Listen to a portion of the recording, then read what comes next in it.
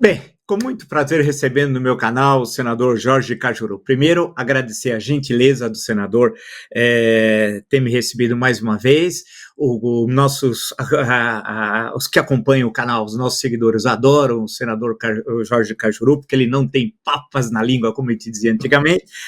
Muito obrigado, então, senador, por ter aceito primeiro o meu convite. Muito obrigado mesmo. Eu que agradeço. Sim. E eu que agradeço o jornalista e historiador mais culto do Brasil, meu respeito sempre, e o meu prazer de dividir em mão dupla com o seu gigantesco público mais essa oportunidade rara no jornalismo brasileiro, Vila.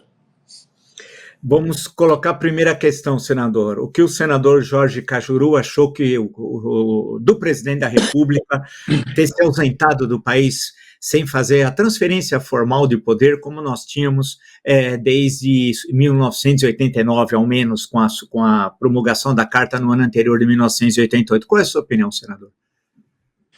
Marco Antônio Vila, de forma curta e grossa, até porque foi grossa demais a atitude do presidente Bolsonaro de não entregar a faixa a quem o venceu de forma legítima, com uma diferença pequena de votos, inclusive. Ele acabou perdendo milhões de seguidores, milhões de admiradores, não os fanáticos, que gostavam dele por esse gesto. E quando o presidente teve a ideia surpreendente de uma catadora de materiais recicláveis aqui em Brasília lhe entregar a faixa, eu achei que foi muito melhor para o mundo ver que no Brasil uma catadora de lixo é mais importante que um presidente da República, no caso anterior. Eu pergunto ao senador Jorge Cajuru, eu estou lendo aqui, eu estava fazendo um levantamento, um pente fino, e aí dei com uma notícia do Correio Brasiliense, uma notícia já antiga, do ano passado, de outubro do ano passado, e diz a manchete o seguinte, senador: no Senado, Cajuru diz querer distância, entre aspas, oceânica de Sérgio Moro. Eu pergunto por que, para os que acompanham o nosso canal, o senador Jorge Cajuru deseja distância oceânica de Sérgio Moro, eleito senador pelo Paraná. Ótima pergunta e oportunidade que você me dá, Marco Antônio Vila, e o seu público. Pouca gente teria a coragem minha para falar o que eu vou aqui antecipar e revelar para você e teu público. Eu tinha profunda admiração pelo juiz Sérgio Moro, com todas as injustiças que ele cometeu em algumas prisões. Todavia, ao conhecê-lo entrando no meu partido, o Podemos, pelas mãos de Álvaro Dias, o histórico e inigualável senador, com mais de 30 anos de mandato, eu, na casa do senador Eduardo Girão, num jantar, fui conhecê-lo pela primeira vez. E fui ficando decepcionado. Se você entrevistar o José Luiz da Atena, que te respeita tanto, Vila, ele vai te falar isso. Eu sou amigo do Datena há 48 anos, amigo de infância, nós nunca tivemos uma briga sequer. Eu amo o Datena como irmão, como pai. O Datena costuma me definir da seguinte maneira: gente, o Cajuru, em 1 minuto, ele define o caráter de outra pessoa. E o Cajuru não erra. Então, entre todas as minhas falhas, essa é uma virtude que eu tenho. Quando eu vi o Sérgio Moro entrando na casa do Girão, com o Oriovisto, comigo, com Marcos Duval, com Stevenson, com Lazier Martins, com Álvaro Dias, nós éramos 8 senadores. A cozinheira que estava preparando o bacalhau para nós pediu que tirasse uma foto com o Sérgio Moro. Isso foi falado para ele quando abriu a porta. A Márcia, a esposa do senador Girão, falou para ele do carinho da cozinheira por ele. Sérgio Moro, passou pela cozinheira Vila, nem olhou para a cara dela, não a cumprimentou mão e muito menos tirou foto com ela. Pensei eu, isso é o começo do jantar. Quando ele for embora, ele vai cumprimentá-la. Também não, ele repetiu a mesma cena. Ali eu comecei a ver quem era esse Moro. Chamei o Álvaro num canto pergunte a ele que ele vai te contar e relembrar. E falei, presidente, sempre chamei o Álvaro Dias de presidente. Presidente, esse cara vai nos decepcionar. Como você sabe a opinião do Datena, eu vou dar a minha opinião. Esse cara não tem caráter, eu não fui com a cara dele e ele vai nos trair. O Álvaro Cajuru, calma, você está precipitado, Cajuru. Eu falei, não estou precipitado. Pois aí começou a verdadeira cara de Sérgio Moro. Ele entra no partido Podemos, e aqui em primeira mão para você, ele exige um contrato de 4 anos com um salário líquido de R$40 mil. Sérgio Moro, se eu, Cajuru, estiver mentindo, me prenda, por favor. Porque quem mente também rouba, Moro. Você pediu R$40 mil líquidos de salário por 4 anos. E a presidente nossa, pipoqueira, que eu amo, ela aceitou esse contrato contigo. Eis que ele começou a campanha dele, Marco Antônio Villa, senhoras e senhores. Foi para a Alemanha com a esposa. Ficou lá 5 dias, com o partido pagando tudo. Quando ele voltou, ele comprou coisas pessoais, como óculos, como relógio, como bolsa, e mandou a nota fiscal para o partido Podemos. E o partido pagou de forma irregular. E ele, Moro, também de forma corrupta e irregular, fez compras pessoais com dinheiro público. Ninguém mais do que você sabe que isso é crime, Marco Antônio Villa. Então eu conheci quem é Sérgio Moro. Por isso que eu disse na tribuna do Senado que de todos os senadores que vão chegar, o único que eu não quero nem cumprimentar e pedir a ele que não estenda a mão para mim, porque ele ficará com a mão no ar, sou eu.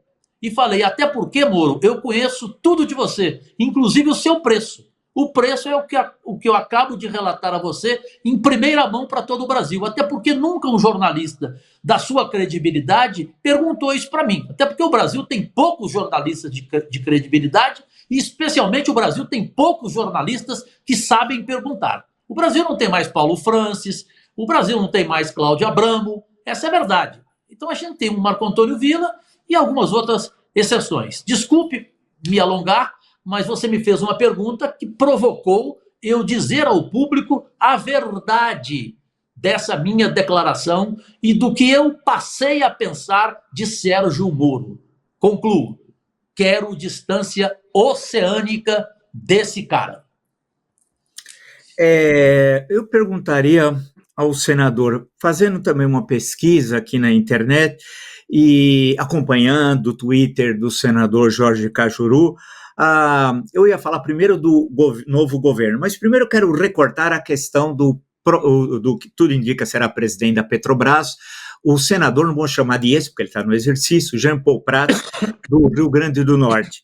E eu vi a opinião do senador, eu acho isso muito importante, porque esses primeiros dias, claro, você tem os especuladores na Bolsa, tem tudo aquilo, né? A Bolsa sobe um dia, cai no outro, aí vem a questão do preço dos combustíveis, que para nós é um tema muito sensível num país de dimensões continentais e que depende do transporte rodoviário. Qual a sua opinião, senador Jorge Cajuru, do futuro, tudo indica, provável, presidente da Petrobras, Jean Paul Prats?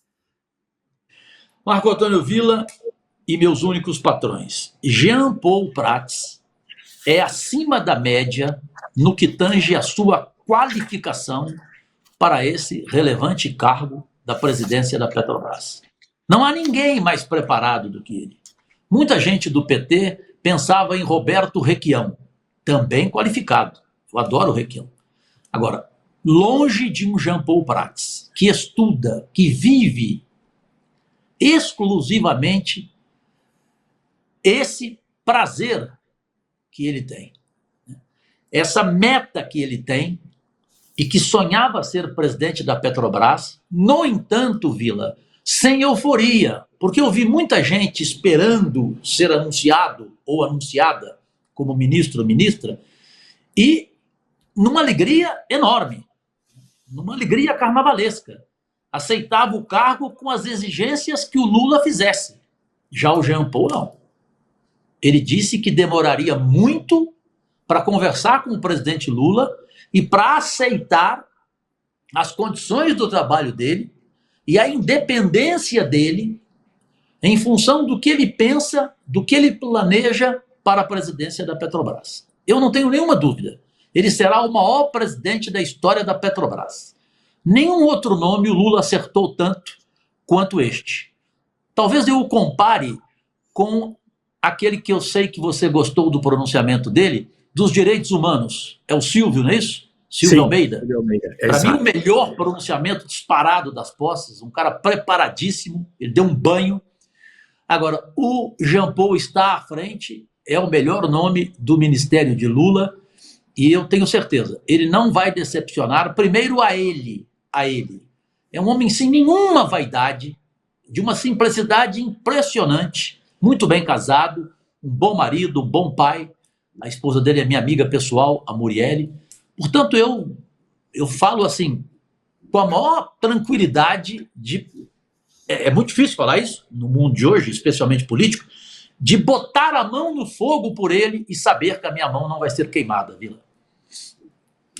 Deixa eu lhe perguntar, aproveitando esse gancho de algumas posses ocorreram, inclusive hoje, o ministério é muito grande, são 37 ministros, 9 partidos políticos, 11 dos ministros não têm filiação partidária. Eu perguntaria ao senador Jorge Cajuru, qual é a sua avaliação do que poderá ser, nós não sabemos, claro, mas o que poderá ser o governo Lula e qual vai ser sua posição como senador por Goiás em relação a esse governo? Bom, sobre o ministério, o Lula foi muito feliz. Tenho que lembrar e ser justo, o presidente Bolsonaro, quando escolheu o seu ministério, também acertou na maioria das pastas. Ele acabou se perdendo depois, por vaidade, rompeu com o Mandetta da Saúde, que seria, para mim, o melhor ministro da Saúde da história do país, superaria o José Serra, até então o melhor para mim. E eu espero que o Lula não cometa os erros do Bolsonaro, que acabou perdendo alguns ministros por excesso de disputa, né? De disputa totalmente pessoal, né? Aquela coisa da inveja. A inveja é o mau hálito da alma, né? A inveja, eu costumo dizer, Vila, a inveja é o único sentimento que ninguém confessa. O sujeito confessa traição, confessa tudo. Inveja, ele não confessa. E o Bolsonaro é invejoso. Essa é a verdade. Essa depressão toda que ele está, que ele vive, é pela inveja que ele tem. Hoje ele morre de inveja do momento que o Lula vive, da posse emocionante que o Lula apresentou ao país. Quer você goste do Lula ou não. Eu já tive enormes brigas com o Lula, quando era colunista da Folha de São Paulo, nos anos de 2003, 2004 e 2005, eu tinha 2 artigos semanais, como você já foi, um dos melhores da história da Folha de São Paulo. Obrigado. Eu cheguei no dia 16 de julho de 2002, 17. Pode todo mundo entrar no UOL aí e pegar a cópia. 17 de julho de 2002, quando o Lula se preparava para o seu primeiro mandato, que começou em 2003. O título do meu artigo foi Até Tu, Lula. E mostrei aquela decepção minha com ele naquela época. Decepção essa que depois passou a ter uma Heloísa Helena, um Cristóvão Buarque e especialmente, você deve se lembrar, do Frei Beto, quando em fevereiro, um artigo dele na Folha de São Paulo, o Frei Beto, apaixonado pelo Lula, escreveu o seguinte: a pessoa não muda quando ela chega ao poder, ela apenas se revela quem ela é. Pelo seu rosto, eu vi que você se lembra desse artigo do Frei Beto. Então, Vila, eu me baseio hoje na palavra de um homem que eu respeito, que eu gosto, que virou nesses 4 anos um amigo especial e pessoal, que é o ministro, o baiano Jacques Wagner, ex-ministro do Lula, da Dilma, ex-governador da Bahia, ele casado e muito bem com a Fatinha, e numa conversa, ele, a Fatinha e eu, o Jacques me disse o seguinte, isso antes do Lula tomar posse. Eu não me lembro, mas eu acho que por telefone, a gente conversa quase todo dia, pelos nossos projetos, eu creio que eu tenha te falado, senão você vai saber agora. O Jacques falou assim, Cajuru, escreve aí, o Lula não vai cometer nenhum erro, Cajuru. Eu falei, por que você tem tanta confiança nisso? Ele falou, Cajuru, ele não quer acabar com a vida política dele, com a vida dele dessa forma. Ficar desmoralizado, sofrer um impeachment como a Dilma e ter um fim melancólico. Ele tem a chance de terminar a vida política dele como Mandela, Caju, depois de tudo que aconteceu. Ele não vai errar, Caju. Portanto, eu acredito no Jacques Wagner. E agora eu voltei a ter uma notícia em primeira mão que eu vou te passar aqui, de ontem para hoje. O Lula teve, neste final de semana, uma conversa muito dura com o Haddad, o ministro da Economia, o chefe da Economia. Nessa conversa, o Lula disse o seguinte para o Haddad: o único ministro que não pode errar comigo é você, Haddad. Se você errar, eu lhe demito na hora, porque essa pasta não pode ter 2 erros. Eu fiquei feliz, Marco Antônio Villa, porque para mim, o único problema do governo Lula é a economia. Eu tenho medo. O Haddad não é o meu nome, não era o meu nome. Eu pensava até no Henrique Meirelles de volta, menos no Haddad. Não acho o Haddad carismático, não acho o Haddad o pai da economia. Já tive conversa com a Simone Tebet, minha amiga pessoal, senadora, agora ministra do Planejamento. Ela discorda dele em vários pontos, em várias pautas dele. Portanto, há essa divergência, ela agora no planejamento e ele na economia. E eu, preocupado, literalmente com medo do governo Lula acabar pelos erros do Haddad, eu agora, diante dessa notícia que eu fiquei sabendo em primeira mão nos bastidores, que o Lula conversou isso com ele, eu voltei a ficar entusiasmado. Portanto, a partir de agora, eu não vou ficar naquela posição de independência, porque quando você fica na independência, Marco Antônio Villa, e você é mestre nessa palavra independência, é porque você não confia nenhum nem o outro, correto? Foi o meu voto no segundo turno. Eu não compareci às urnas. Eu não votei porque o meu presidente não era nem o Lula, nem o Bolsonaro. O meu presidente era o Ciro Gomes. Ele perdeu a eleição mais uma vez.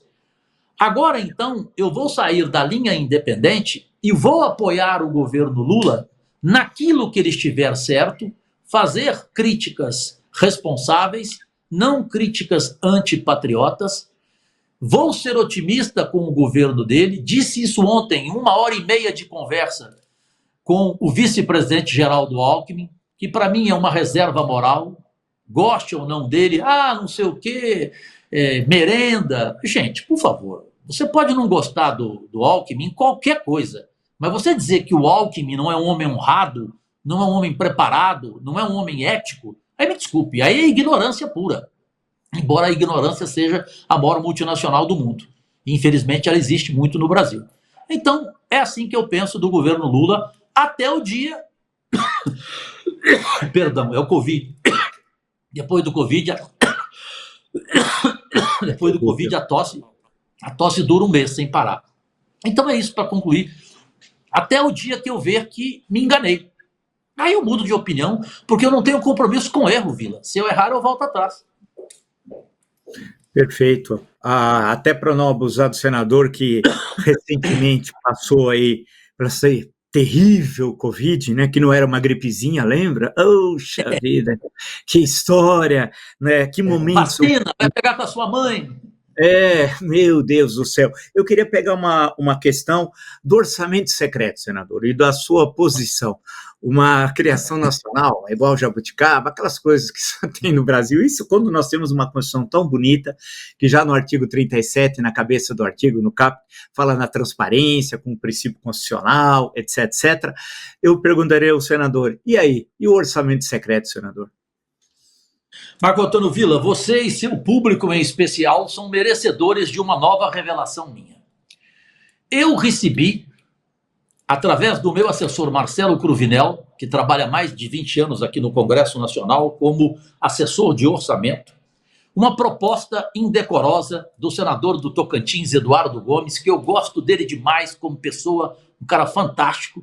Ele é o líder, ele foi o líder do governo do Bolsonaro no Congresso. Ele chegou no Marcelo e falou: Marcelo, convence o Cajuru a votar a favor de tudo aqui do presidente Bolsonaro. O presidente Bolsonaro gosta dele. Convence o Cajuru, fala que o Cajuru eu consigo de 100 a 150 milhões para ele, a mais do que ele tem direito legal. Que o direito legal, sendo contra ou a favor do governo, desses 4 anos, foi de 27 milhões por ano.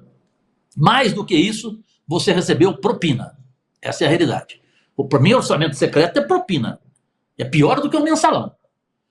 Até porque, se fosse legal, não seria secreto. Você não sabe quem é o senador que recebeu, quem é o deputado que recebeu, e não sabe para onde ele mandou o dinheiro. Onde que você pode dizer que isso não é corrupção? Porque tem bolsonarista tão fanático que acha que isso não é corrupção. Aí eu não vou nem falar que é ignorância. Eu vou falar, você desculpe, mas você tinha que ser internado agora, você é um débil mental para ter uma opinião dessa, que isso não é corrupção. Corrupção pura. Eu cheguei no plenário, 2 dias depois, procurei o Eduardo, falei, Eduardo, eu gosto de ti, mas eu vou dizer aqui na tribuna que você fez essa proposta para mim. Não, Cajuru, pelo amor de Deus, eu fiz, porque a gente precisa do teu apoio. Eu falei assim, me desculpe, eu nunca vou aceitar 1 centavo a mais do que eu tenho direito. O que eu posso conseguir a mais é indo no Ministério da Saúde, da Educação, e pedindo o investimento para o estado de Goiás, que orgulhosamente eu represento. Agora, o dinheiro do orçamento secreto, você vai ter aqui a minha crítica na tribuna constantemente. Para mim, foi o maior escândalo do governo Bolsonaro, assim como foi o mensalão com o Lula. Desculpe, o orçamento secreto para mim foi pior. 20 bilhões que a saúde perdeu, que a educação perdeu, que o social perdeu, para você comprar literalmente votos de senadores e deputados. Para encerrar, então, essa nossa conversa, senador Jorge Cajuru, como é que o senador desenha o futuro a curto prazo, claro, acompanhando aí, estando aí no olho do furacão que é Brasília, no Congresso Nacional, como senador por Goiás, tem mais 4 anos de mandato, o futuro a curto prazo aí do seu estado, que o senador também representa o estado de Goiás, e do Brasil, para a gente fechar a nossa conversa de hoje. Jornalista referencial Marco Antônio Villa. Eu conversei muito com o vice-presidente da República, Geraldo Alckmin, ontem, e ele fez um compromisso comigo e falou, você pode divulgar o compromisso, e eu estou aqui dando a primeira entrevista depois da conversa com o Alckmin, para ti, e vou lhe contar. Eu estou preocupado como representante de Goiás em função da relação entre Lula e Caiado. Ronaldo Caiado e Lula são água e azeite. E o Ronaldo Caiado bateu muito no Lula, bateu pesado. E tem aquela frase, quem apanha não esquece. E tem aquela outra do Leonel Brizola, que você bem se lembra, que ele dizia, alguns políticos guardam o rancor no freezer, literalmente no freezer. E o Lula guarda, o Lula é rancoroso. Pode ter certeza que o Lula é rancoroso. Não vem com essa conversa que o Lula é um homem de Deus, que o Lula esquece. Não esquece. Portanto, eu, representando o Goiás, disse ao Alckmin como vai ser a situação do estado industrialmente forte como Goiás, com todo o potencial do estado de Goiás, neste governo Lula, presidente Alckmin. Ele, Cajuru, não se preocupe. Goiás vai ser atendido da melhor forma possível, como merece. Eu só preciso que você seja, Cajuru, o intermediário. Que você esteja sempre junto nas principais conversas e nos principais pedidos, nas principais solicitações, honestas, evidentemente, para o estado de Goiás, na saúde, na educação, na economia, no agro, na indústria. E eu fiquei muito feliz de ouvir isso do Alckmin. Eu vou exercer esse papel com o maior prazer. Primeiro porque eu amo o Ronaldo Caiado, somos amigos há 35 anos. Ele nem político ele era. Somos amigos pessoais. As 2 filhas do Caiado me chamam de tio. A esposa dele me chama de irmã. Então eu jamais vou deixar o Caiado nessa situação. É isso que eu vou fazer, é a minha obrigação, e espero que o Lula faça o mesmo com, por exemplo, o Romeu Zema em Minas Gerais. Que ele, nesses dias, deu uma entrevista, ele falou, eu não conheço esse cidadão. Eu te pergunto, Vila, quando um presidente da República é perguntado sobre um governador de Minas Gerais, o segundo maior colégio eleitoral do Brasil, ele fala, eu não conheço esse cidadão, isso é mágoa ou não? Claro que é mágoa. Agora, ele tem que entender que a população de Minas não tem nada a ver com a relação deles. Ela tem que ser atendida e ponto final. Penso, então, que ele vai ter que fazer o mesmo e que ele encontre, assim como o Alckmin já encontrou em mim, esse intermediário no estado de Minas Gerais para que ele não sofra nenhuma retaliação. Mais culto jornalista e historiador do Brasil, Marco Antônio Villa. Queria agradecer muito mesmo ao senador Jorge Cajuru, essa nossa primeira entrevista. Eu digo a nossa primeira entrevista esse ano, que eu espero ter aqui no canal mais oportunidades de encontrar com o senador, que é sempre muito solicitado pelos seguidores do canal e pela forma como o senador se expressa de forma livre, transparente, sem passar por aqueles filtros da política tradicional, né, de evitar de dizer que o céu é azul. Se o céu é azul, nós temos que dizer que o céu é azul, né? Não podemos dizer que o céu é de outra cor. Então, isso é verdade, né? Colocar sua posição com esses princípios republicanos, né? E quando erra, reconhecer o erro, quando acerta, colocar as questões que são importantes para o seu Estado, para o seu Brasil. Então, queria agradecer muito o senador, desejar um excelente 2023 a ele, a todos os eleitores de Goiás, a sua família e a todos que acompanham o nosso canal, já que nós estamos fazendo aí a primeira entrevista desse ano e estamos, creio, começando muito bem com o senador Jorge Cajuru. Muito obrigado, senador. Bom, primeiro é um privilégio ser a sua primeira entrevista em 2023 e sobre o ano eu desejo fortemente e sinceramente a você, a sua esposa, a sua filha e ao seu público em especial um 23 mais justo, mais amoroso, mais vitorioso do que foi 2022 e principalmente com muita saúde e objetivamente dizer o seguinte, Marco Antônio Villa, eu tenho 61 anos de idade, com 40 anos de carreira nacional na televisão brasileira. Eu, Jorge Cajuru, dei entrevista para todo jornalista que você imaginar na vida. Todos. E nunca eu fui tão bem entrevistado como eu sou sempre por você. Então, quando a entrevista é importante, é porque quem do outro lado está é quem sabe perguntar. E isso proporciona a um homem público como eu, a um simples ser humano como eu, a ser sincero, a ser duro, a ser objetivo, e a entender que o que você vai falar, você vai ser cobrado amanhã. Então, dar entrevista para você é algo que a pessoa tem que contar até 10. Se prepare, porque é uma entrevista que vai ficar na sua história. Eu lhe agradeço e estou sempre ao dispor, não só como senador da República que eu estou, principalmente como seu amigo, como seu admirador. Agradecidíssimo. Muito obrigado, senador.